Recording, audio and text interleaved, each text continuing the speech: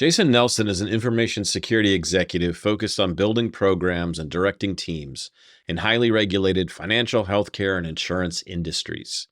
Leading global teams of managers with cross-organizational accountability, Jason has a strong knowledge of corporate information assets, risks and threats, and effective risk mitigation strategies that enhance security and address policy and regulatory requirements. Jason joins us to share his 3 pillars of threat modeling success for programs. We explore each pillar, defining what it is, success factors, and examples or stories of impact. This episode is jam-packed with threat modeling goodness. We hope you enjoy this conversation with Jason Nelson. The Application Security Podcast is brought to you by Security Journey. Arm your developers with engaging secure coding lessons developed with input from leading application security experts. Security Journey offers responsive developer training plans that integrate with your existing AppSec testing tools to identify and address vulnerabilities in your own code. Visit securityjourney.com to try our training today.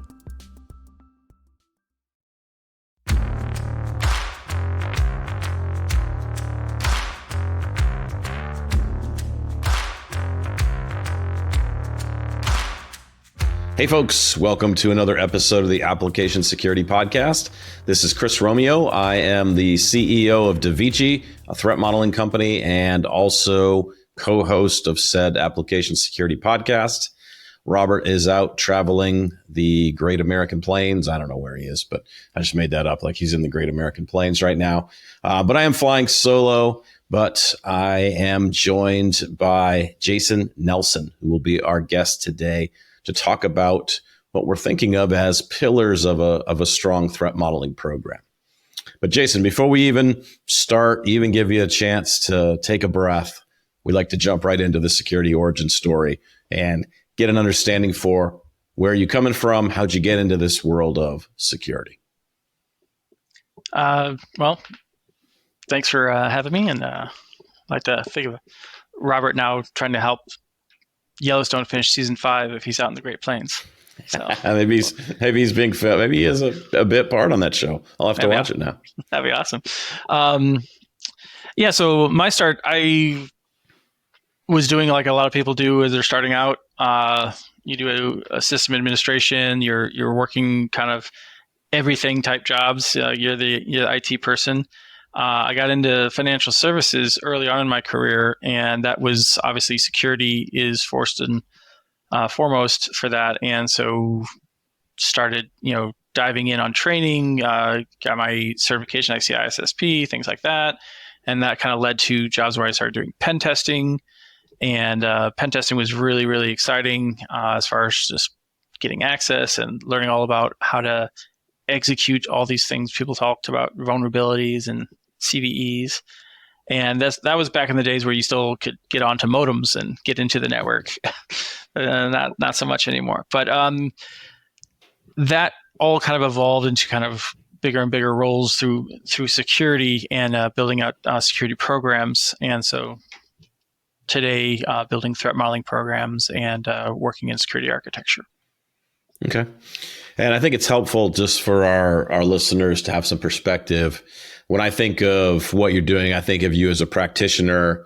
You're somebody who's running a program. You're kind of in the trenches. And I think that's important to make sure people understand, because when we start to talk about what makes a good threat modeling program, you're coming from the laboratory of building a threat modeling program.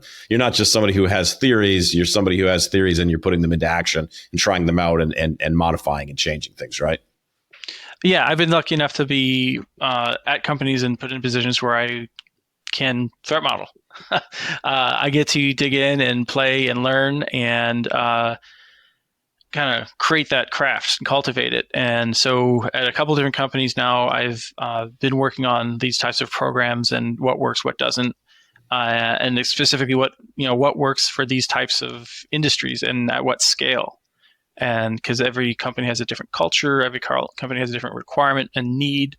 So how to make that threat modeling program work in those environments has been kind of my growth path. And so right now, I have a fairly decent sized threat modeling team that works with me, but I myself still threat model. Nice. So when you think about all of the experience and different job that you've had in different jobs leading up to focusing on threat modeling, what do you think are some of the core things that have prepared you to be a strong threat modeler? I know you mentioned pen testing and some of the other things, and so like what steps did you take along the way that built this threat modeling foundation for your career?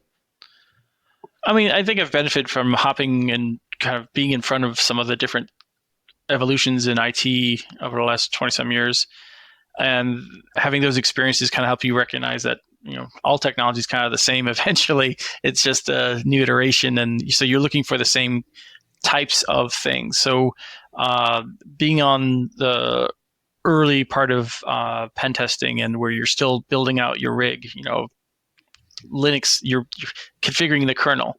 It wasn't just, hey, I'm putting in my USB stick and running and it's done. Those types of things made you really understand how the system works and how the configurations impact how you can interface with the system or abuse the system. And as I I moved into one of the large cloud providers and worked for them for several years. And that was another evolution where, okay, well, these are just computers that somebody else owns, and they're providing me services in front of that. So understanding that there's still bits and bytes running and there's still processors and there's still all these other things, how can I systematically understand how to ask questions and assess those things and then try and abuse them to discover new vulnerabilities. So that type of process and different roles have given me a good background and wealth of knowledge as far as the different types of technologies. But ultimately, when I interview people, I don't necessarily even expect them to have a real huge broad base of knowledge like this. It's how inquisitive are you? Because I think for threat modeling, that's one of the most basic things that make you good at this job versus someone who is excellent at a technology. Because someone who's excellent at a technology may make assumptions as far as, well, I know how this protocol works, or I know how this configuration works because I've done it a million times. But if you've never thought about it in the sense of, well, I don't know how it works, so I'm going to ask all sorts of questions, and that's where the abuse cases start coming into play. And that will be the difference between an expert in a field and someone who is just really inquisitive and threat modeling. So you mentioned cloud providers and some experience in a cloud provider in the past. I have this, I don't know, maybe you can correct me if I'm wrong here. I have this idea for what the threat landscape looks like for a cloud provider. And tell me if I'm right or wrong here. Is it primarily a standard set of threats that you see kind of over and over again? Or is there the opportunity to freestyle in a world like that? I'll give you an example just to kind of set the stage. So I worked at Cisco for 11 years. I rolled out threat modeling as one of the things that I did. I, was teaching people about threat modeling a lot. And one of the fun things about Cisco was they still do make products in every category you can think of. But in those days, I think there was even a wider depth and breadth of product spaces. So we were constantly looking at, an IoT device, a backbone router, a phone, a wireless access point. Like they're all technology products, but they were all in different places providing different functions. And so the threat landscape was gigantic because we were applying some standard threats, but we were also dealing with different technology types that were in different environments and things. But when I think about the cloud, it seems like there would be more of a standard set of threats that we could work from, but I've never had anybody I could ask that question to until now. So what are your thoughts based on your experience? I have a couple different answers for this, depending on how long of format we have.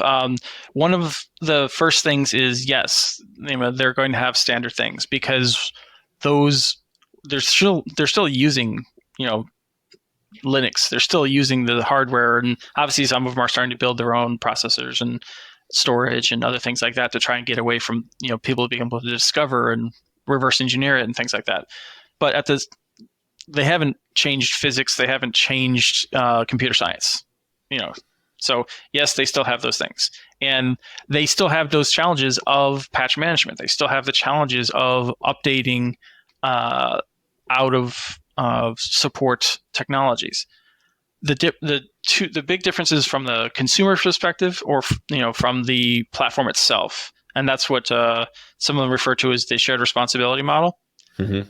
So you'll see in a lot of research papers out today that people are finding through fuzzing, through other capabilities of discovery or testing, that there are vulnerabilities in the production implementations, the customer-facing services that they're selling. So absolutely, it's the same techniques as they would use on in your data center or in your house even. So all those things exist. And the big thing I think a lot of customers need to recognize, because the vendor's telling you, don't worry, it's secure, we spend a lot of time working on that. They're selling you something. So you need to be a little bit, untrusting there, and recognizing that they're putting stuff to market as quickly as possible. And we are all beta testers. And that is why we threat model. That is why we ask the questions and test it. And the shared responsibility model is basically pushing some of the requirements on us as the consumers. Now, granted, they're saying, yes, we provide some infrastructure level security things, and you can go read their security policies and their security pages, and it says how they have all these different guards with machine guns at the data centers and everything like that. Mm-hmm. But the shared responsibility model is as much pushing some responsibility back across the table to us as consumers as it is them, putting together a secure infrastructure inside the data center. The easiest way to put it, because a lot of people talk about SOC 2 and other types of assets that the cloud providers provide you to demonstrate their compliance to frameworks. You might not be beholden to that framework. Some people that are not in regulated industry or smaller don't even know what those are or care. But they do know at their business, the thing that I'm using your services for is important to my business. And the loss factor of that could put me out of business. And that right there is the difference between what a vendor does for themselves and that shared responsibility towards the customer. And so if your loss factor is so huge that you'll go out of business or it would be irrecoverable, you probably need to spend a little bit more time looking into the configuration and your choices on the equation of, if I do this, could someone come in there and make a change that would create that loss event? And that's exactly the focus people need to start thinking about cloud. Yeah. Yeah. I wonder if we'll ever reach the point where we have the standard set of threat models that come from the cloud providers, and then we can build on top of those. That would be pretty enlightening for building a threat model for something that I'm building a product of my own inside of a cloud environment, to be able to layer on top of things that they've already explored.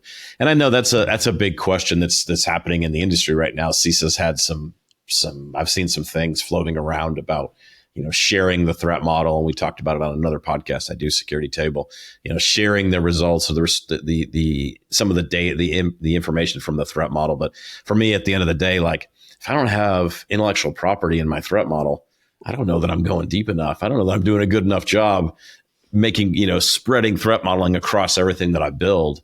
And so I don't know about sharing, but it just seems like with those cloud things, they could build us some standard stuff. They've got the reference architectures. Like a reference threat model set would be something that would be pretty cool to see.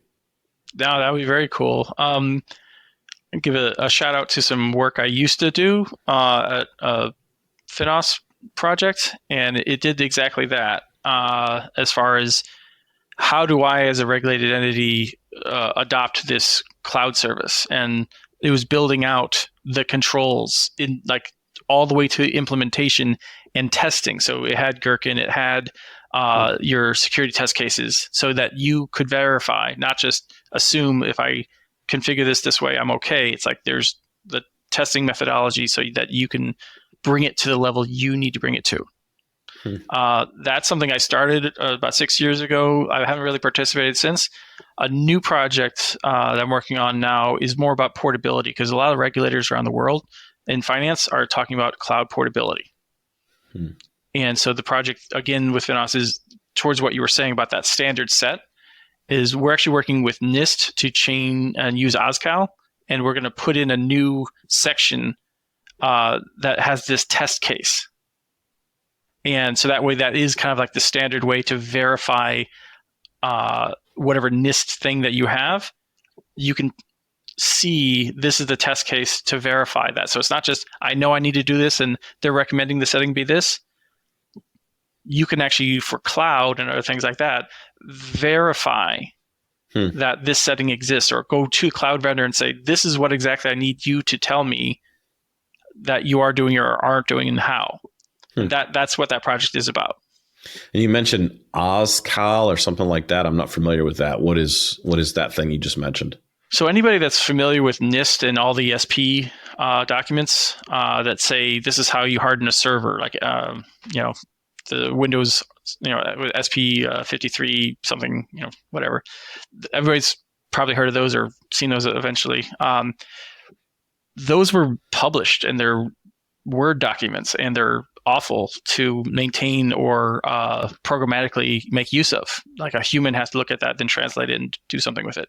So OSCAL, for all of what NIST does, is what the government said, I need everything to be machine readable. And OSCAL is that implementation. And so with a machine readable structure, think JSON, think other things like that, that just structured data, XML, things like that. So that's all it is just a machine readable representation of the special publication documents. Cool. Something I didn't, I've certainly seen plenty of NIST SPs in my lifetime, but I did not realize there was a machine readable approach to it. So that's very helpful. Well, we better start talking about threat modeling programs, because that's ultimately what we wanted to talk about, but it was fun to explore some of these other things as well.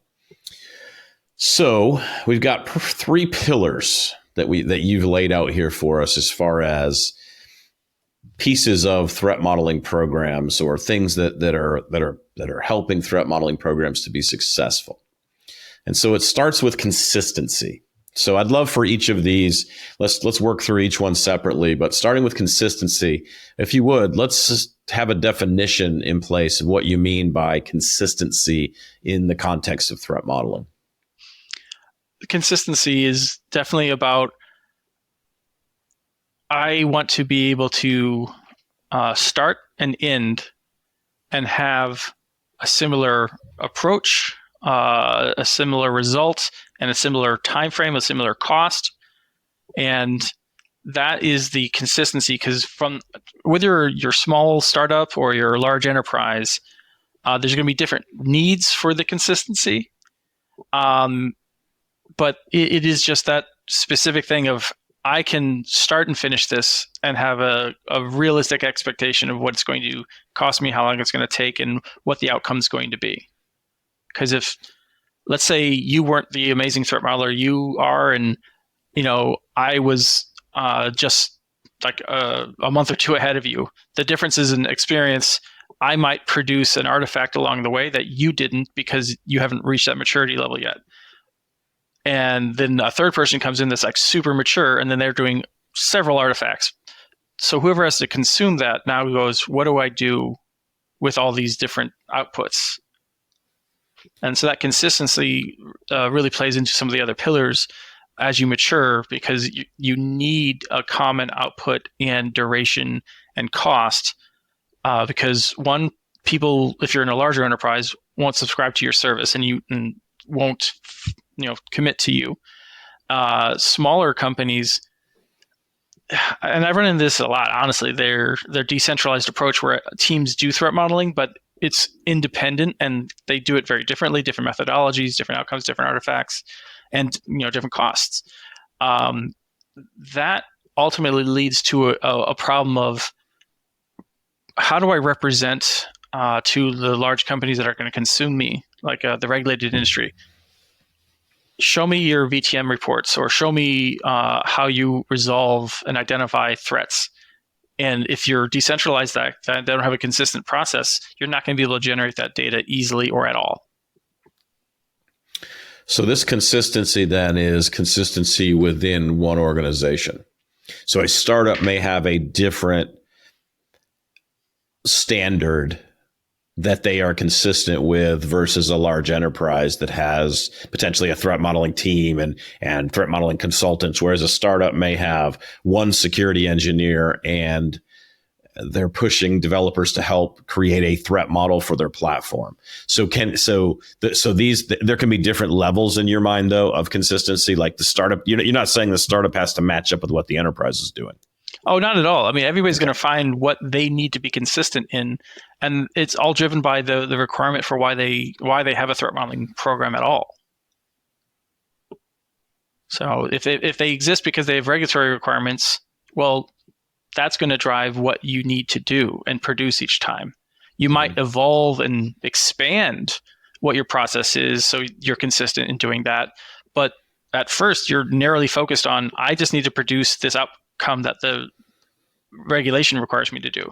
For smaller companies, it may just be, we found that we need to do this to show that we don't have security breaches in our products. And someone in management said, that's a good idea, go ahead and go do that. Well, the consistency there might just be, all right, we'll do these 3 things and everybody do that the same way. And that's fine. It doesn't have to be, I'm producing an artifact that gets submitted to an external entity. It's just, I run a code scanner. I've asked some questions that are like, is this going to be external facing or internally facing? What type of data is going to be in there? Is this the lunch menu or is this our core data? Yeah. So is it consistency of output from the threat modeling process? Is it the process itself? Is it both of these things? Like what's the scope of consistency?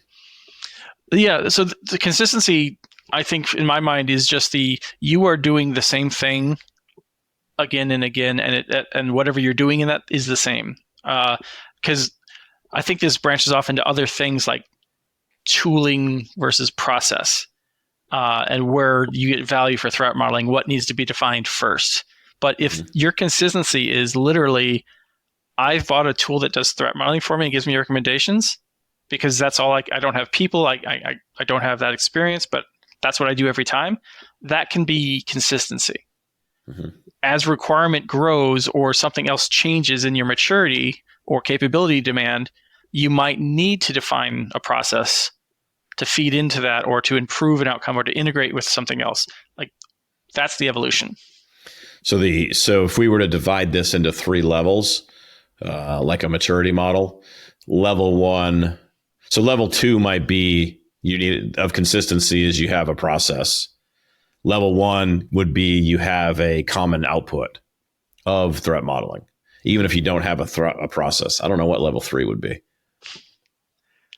I would, yeah. As you get to level 3 or above, I mean, you're definitely getting into the quality and the depth, because if you're just starting out, you have a process, and that's as far as you've gotten.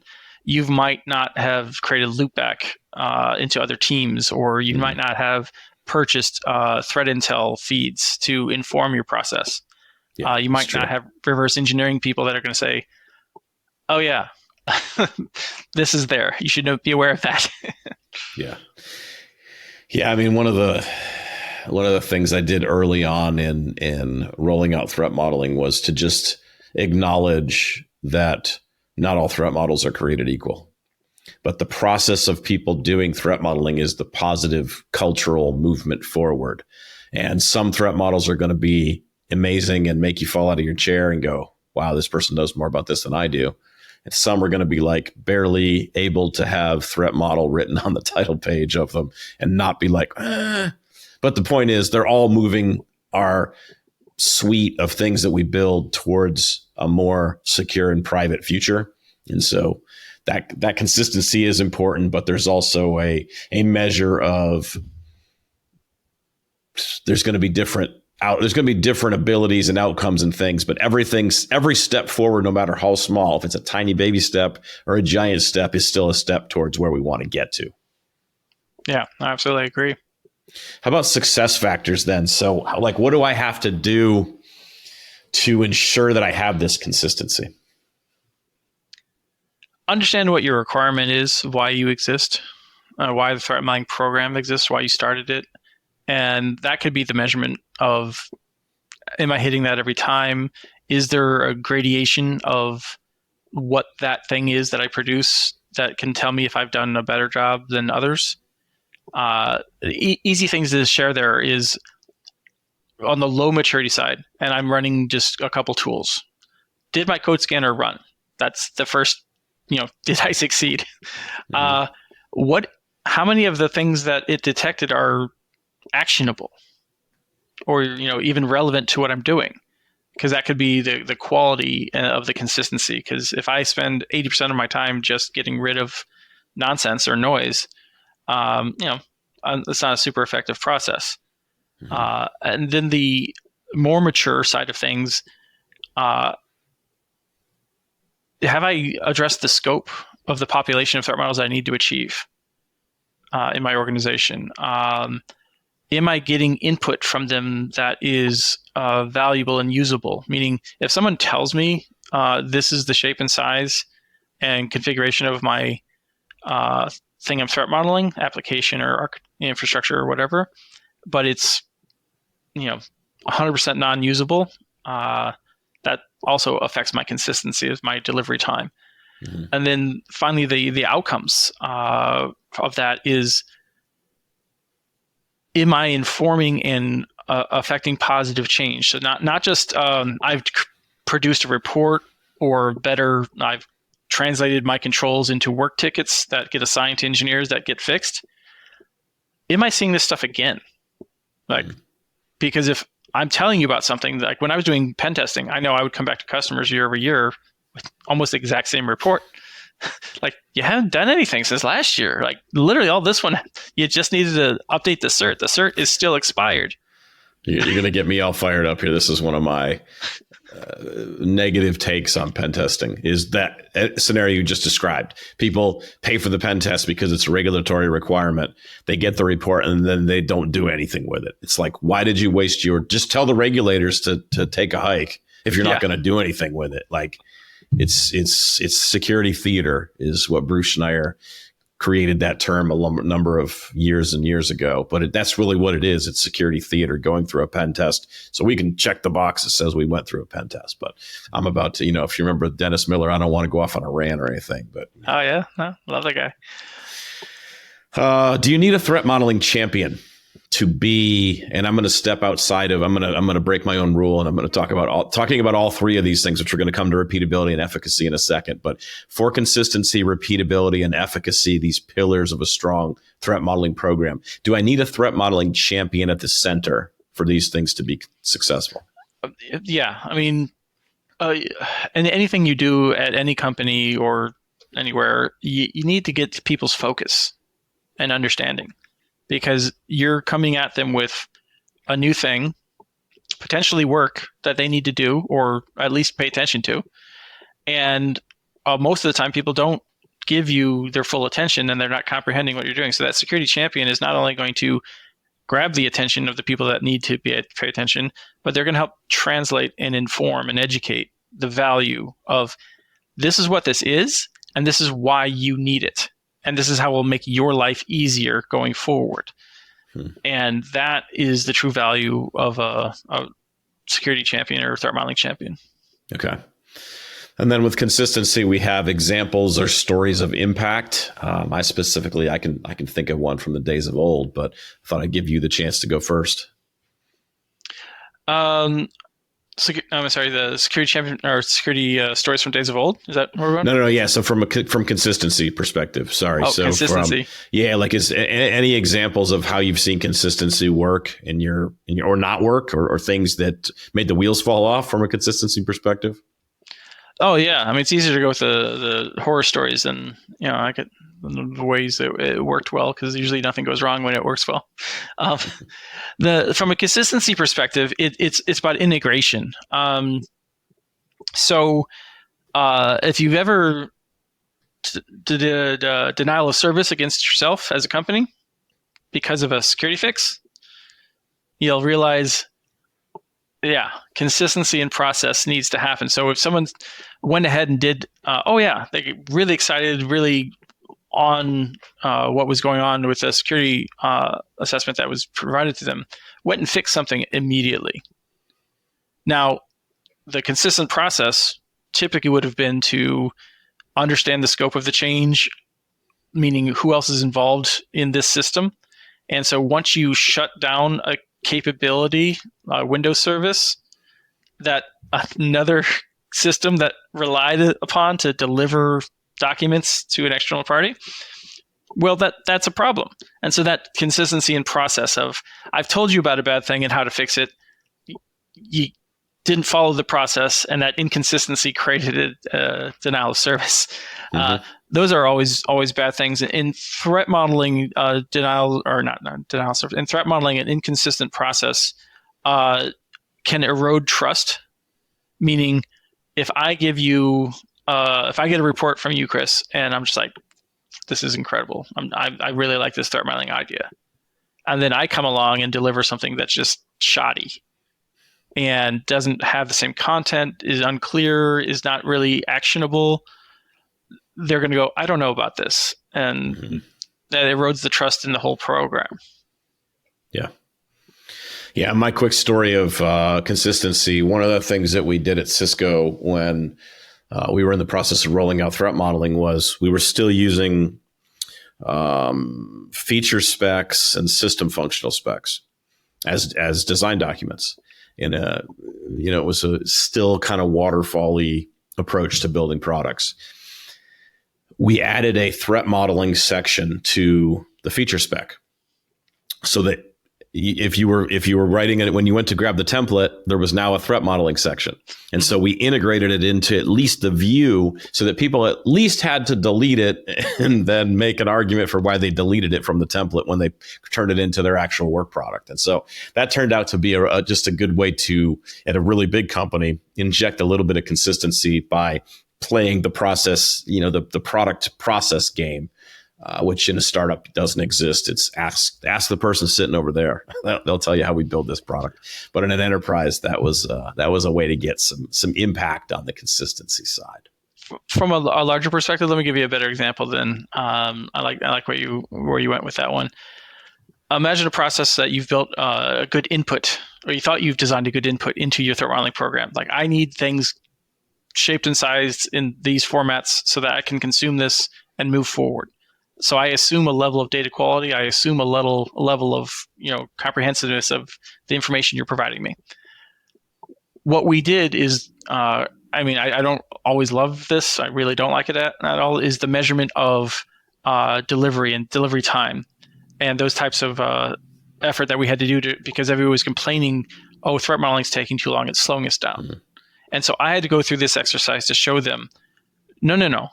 We're delivering, once we get the content that we needed, we're delivering within the time box that we said we would. But what you're complaining about for these things that took too long is because we went back 7 times to get that documentation filled out properly so that we actually could threat model this. Because if you send us an idea, I can't threat model your idea because there's no code, there's no configuration, there's no architecture. And so that's the consistency part. So if it can really impact your delivery success. Yeah, no, that's a good example. All right, repeatability. I feel like we kind of maybe introduced repeatability during our consistency conversation because we did. I'm now looking at it going, wait, why did I ask about process under consistency when we had repeatability right in front of us? But from your perspective, what do you define repeatability as? Yeah, this is. Can I do it? Can you do it? Can someone else do it and get the same outcome? So it's not just enough to have a process written down. It's about the ability to reproduce the same outcome. So if I threat model the same scope of work and same content as you do, we should be very, very close in the artifacts that we produce at the end of the process. And that's. Now, do you mean you and I are going to come up with the same threats? We should have close to the same threats. We should have close to the same reference material and the same control recommendations. So how do you factor in the value of brainstorming in the threat modeling process, because that's one of the things that I preach, right, in my approach to threat modeling. Is one of the things that is a draw for developers, for example, to participate in the threat modeling process is it's not just run this process, go down this checklist, and then it's not just a paperwork exercise. We can jump on to a live collaborative environment, and I can challenge them to think of the worst possible thing that could happen to this product you know better than I do. And it's amazing what they come up with, though, right? They're like, well, this could happen. And so, but I think of that as more the brainstorming side. So there's diverse backgrounds and diverse perspectives and diverse knowledge coming together so that you and I, if we threat model the same thing, I'm going to come up with some things you didn't think of. You're going to come up with some I'm not thinking of. But how does that play into repeatability? Does that break repeatability in your mind?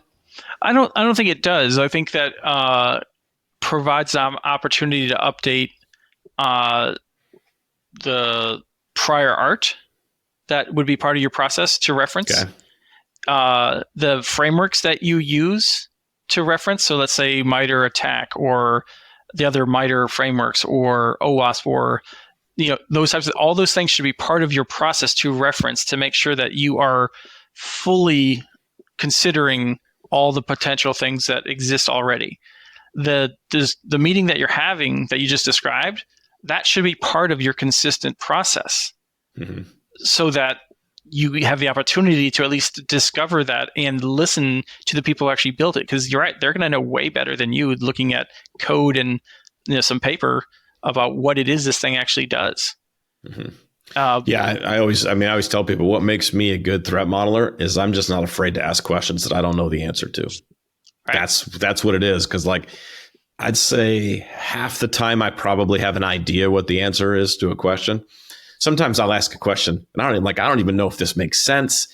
I don't act like it. In the moment, I act like I kind of know what I'm talking about. But I'll throw a question out there just to see, can I get other people in the room to start chugging on it? And then, they see the little thread and all of a sudden they start pulling it and the whole sweater's unraveling because I threw something onto the table that seemed like it could have been irrational almost and doesn't even apply to our product, but yet they can pull on it and go with it. So I'm glad to hear that the, kind of what I was describing from a brainstorming perspective is still fits in the repeatability. It's having that level of, that brainstorming piece built into your repeatable process ensures that everybody knows that's an important step in how you threat model. It absolutely is, but the repeatability there of how they do that is because they're following a preconceived process potentially, and because if someone doesn't know to do that and they don't do it, then you're going to diverge into a different outcome altogether. Mm-hmm. Okay, how about some stories of any story of impact you can think of, an example from repeatability? Yeah. So we have I've in my experience, I've built a couple training programs. And so people that have been doing roles that are similar to what the new threat modeling program is that I've built start to bring their old threat models with them, and they re-threat model it with the new approach and process and all that stuff. And the most exciting times are when they discover new things. It was because they didn't think to ask the question. They had made assumptions about, oh, well, they said they have TLS, so I assume then this and that. But when you start digging in, they realize, oh, pinning doesn't actually apply here. And so therefore that token can be used here, here, here. And now your authorization model is totally broken. And it's just because the process led to that line of questioning, and it discovered that problem. Okay. What about efficacy? Give me a definition of efficacy. This one is, of the three, this is the one that I was kind of like, I don't know that I fully understand this one going in. So give me your definition of efficacy here for a threat modeling program. Efficacy is, can you prove it? Did you actually do the thing you said you were doing, and did you do it well? From a security controls perspective, like guardrails, everybody talks about guardrails. we built that where it's not just I'm linting code.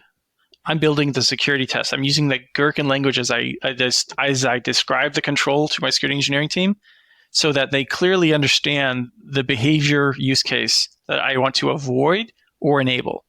Mm-hmm. And so the efficacy testing is through that behavioral testing, and it shows the positive use case and the negative use case outcomes. And that feeds into our SOC and things like that. Of this is the log events that are for the positive use case and the negative use case. And this is the detective control.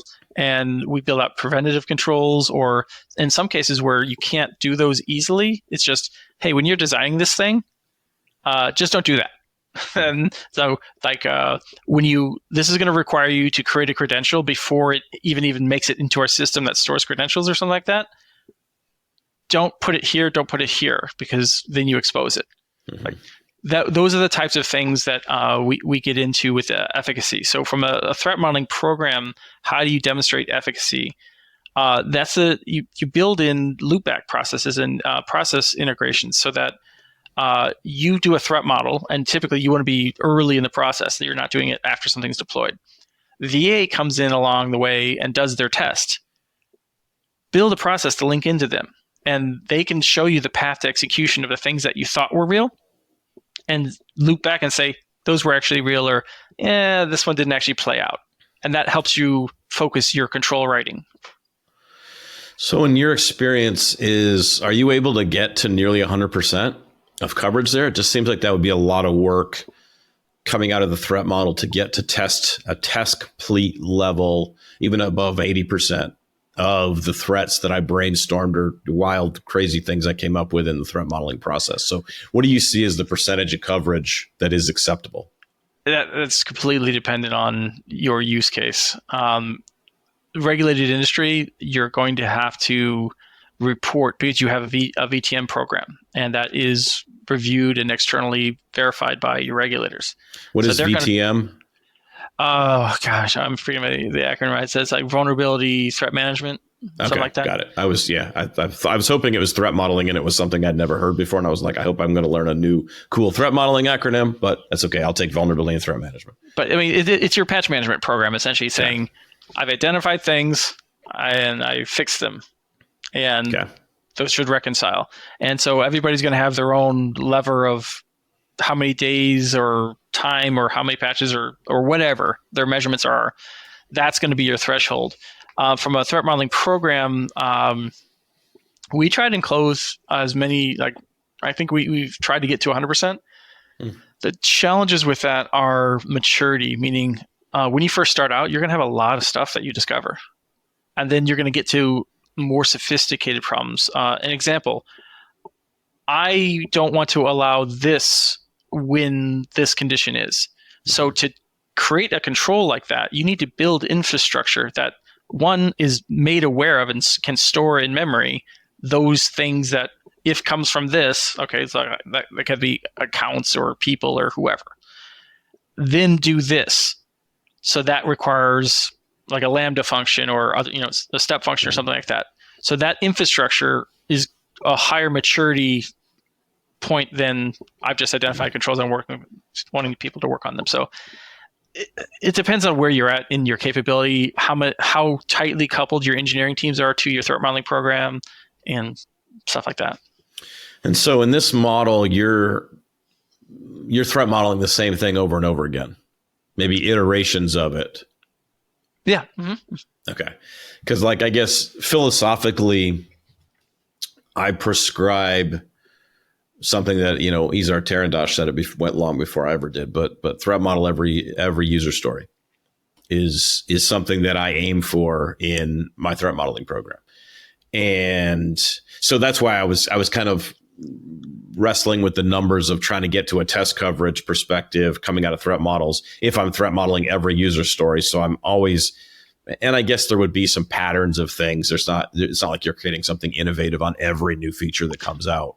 But it still made me think like that would be why getting to 100% testing on everything at that velocity would be would be more of a challenge. But if you're in a world where you're threat modeling the same thing, and maybe the first time you threat model it, you get to 25% coverage, and then in a revision 30 days later, you get to 40%, and you're slowly clocking it up until you get to an automated threat model that's close to 100%. I could see how that would work. And that maybe that's the difference between regulated environments and non-regulated. I have never played in the regulated space. Maybe on purpose, maybe not. I don't know. But that may be that kind of different mindset that where I was kind of seeing a void is, I think, because I just don't understand regulated as much. Yeah, and once you get to scale and you have tens of thousands of applications and on a ton of infrastructure, you have to define your scope of what you can actually cover, because otherwise you're always going to fail. You're never going to meet your objectives. Okay. So for a lot of what I'm working with, it's within a scope, and that's how we can keep up with that. And the application and infrastructure are done differently. So when I think you're talking about user stories related to application security. Yeah. Yep. From the infrastructure side, especially cloud, it's a lot easier to front end that and do it once and then just monitor for change rather than on a time-based. Because time-based, just like I learned that in VA a long time ago, you can't keep doing everything over and it just keeps growing. And then you have such a backlog that you can't take on anything new without hiring tons and tons more people. So from the threat modeling programs that I've built now and working on, it's trigger based. So we have intel that tells us when an API has changed in a cloud service. We have intel that changes or triggers when code changes on specific things that we think would impact the security. And so those are the ways we've reduced our scope and stay informed.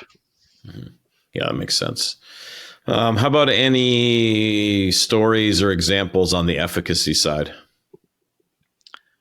Oh yeah, we push back on have pushed back on cloud vendors a lot, where they say, "Oh, if you make this setting, then it's encrypted end to end," and so we would do behavioral testing and demonstrate, "No, that's not true."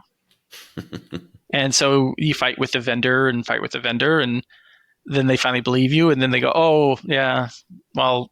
That's on our backplane, though. And I'm like, well, I don't care. Your backplane or out on the internet. I don't want it exposed. Back to that shared responsibility model. I don't trust your part. You don't trust in my part. I'm not trusting your part either, though, on the back end. Yeah, exactly, man. That's it. We've had lots of examples of that, and that's because of that efficacy testing. It's not just linting code. It's performing the test. I need this to be encrypted end to end. How do I test for that? And so you build tests that are going to be accessing data and looking, is this readable? So yeah, consistency, repeatability, efficacy. These really are three strong pillars of a threat modeling program. And it makes sense to me. It's resonating with what I've seen in the past, both from the startup environment and the gigantic company environment. These things, like you described, they fit in different environments. Just it's going to look different, obviously, in depending on the size and the way that the threat modeling is being deployed inside of a company. So let's do a little lightning round. Normally, this is Robert's time to shine and take you through. Hopefully, I can stumble through the lightning round questions in Robert's absence. But how about our first one? What's your most controversial opinion on application security, and why do you hold this view? I've had arguments with lots of people about this. I don't know if it's that controversial, but it is that app threat modeling and infra threat modeling can be the same process. I know this has upset a lot of people that I've introduced the program to, and we've come to the other side of that, and we're in agreement as far as execution, but there's still always little things that pop up, like, oh, but this is different. Yeah, I mean, I would think that would make sense to have a single process that drives both of those things. Like, we can threat model anything, right? Like, we go to the airport and you're walking through TSA, you can threat model the TSA experience. Just one thing I've learned is don't tell them about it while you're in the line. They don't find it funny at all. A bunch of people gather around. They're like, look at this guy. Okay, so how about a billboard message? If you could put a single message on a billboard at the RSA conference or a Black Hat, what would be the message you would send to our industry? I mean, Black Hat and RSA, very different conferences. Black Hat, I'd say turn off your phone. You shouldn't have brought it to this conference to begin with. RSA, I would say start asking your people what's important. Because if you're at RSA and you're a security leader, you're running teams, you're running budgets and other things like that. You may not be in the weeds doing the things. So ask your people, what is the trend? What's the undercurrent? Because it's difficult to keep up with all of it. And I'm always impressed by the new things new members on my team bring, or other team, they're really focused and doing research. And if you're more of a senior executive, you're not going to have time for that necessarily. That's true. That would change a lot of the scope of RSA if those leaders all came informed. But that's good advice. How about recommended reading? Any top book recommendations? Why do you find them valuable? Doesn't have to be security. Doesn't have to be nonfiction. That will take something from any category. I don't know. Sometimes I just really like deep on some of the stuff. So Mike Lai has a bunch of books on reverse engineering, and if you just really want to go deep and learn about techniques and tactics, and just some anecdotal stories, he has got a couple of great books. And then just going about threat modeling. I mean, there's actually several threat modeling books out there now, and so any of those would be something recently that I read that I do like. Okay. So, How about a key takeaway as we wrap up our conversation here, Jason? What would be a key takeaway you'd want to leave our audience with?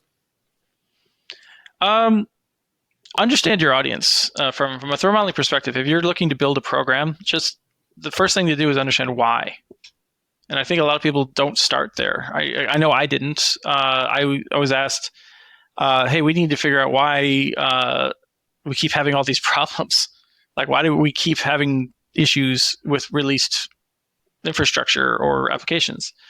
And so, well, you need to ask questions up front, and you just start doing the work, right? And then you start worrying about the other problems of scalability and And then you get to the point of when you actually need money and funding and justification. Why are you doing this even? And so bring that to the forefront for everybody's mind of figure out why you're doing this. If this is your idea because it's cool, well, good on you. But if you want someone to pay you and give you support for it, you need a reason that they can support from a business perspective. Yeah, that's good advice. Simon Sinek wrote a whole book on it called Start With Why, which is one of when people ask me my top book recommendations, it's an old book at this point. It's probably 10 years or more old, but it really changed my thinking in regards to program building and really doing anything. Starting with why, it changes your way of thinking. Instead of diving into a solution, you step back and go, why am I doing this? And it's amazing how that changes the scope of what you start working on after you spend some time thinking about it as well. So, Jason, thank you for sharing your threat modeling experience and program building and the 3 pillars. This has been very educational for me and thought-provoking. Kind of challenged my thinking in some different areas, which is excellent. So, really enjoyed the conversation and look forward to another conversation in the future on threat modeling or maybe some other topic. Thank you, Chris, for having me. And I'm just imagining Robert riding off into the sunset with Rip in Yellowstone right now.